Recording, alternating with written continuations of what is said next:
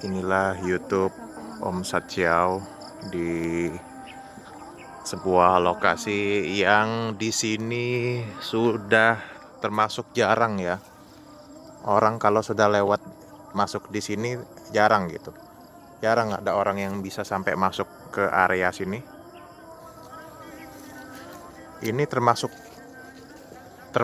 titik terangker di Kota Palembang. Lokasi paling menyeramkan di Kota Palembang.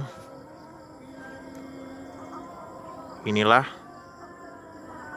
bagi Anda yang suka dengan tayangan misteri, tayangan hantu, Om Satyau di sini kurang lebih sampai 6.20,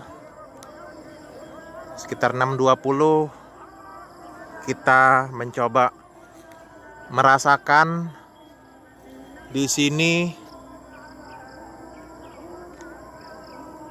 terdapat apa gitu ya, supaya kalian bisa tahu keadaan orang-orang yang bikin konten kreator misteri, petualangan hantu, petualangan gaib, merasakan kengerian di kuburan. Nah ini kan cuman Om Satyau tidak bawa senter ya.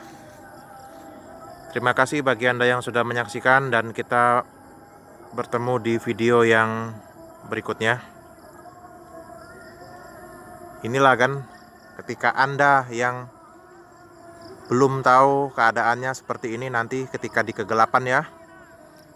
Mohon maaf apabila banyak terdapat kesalahan, kekurangan, kurangnya pencahayaan kan. Oke, terima kasih ya.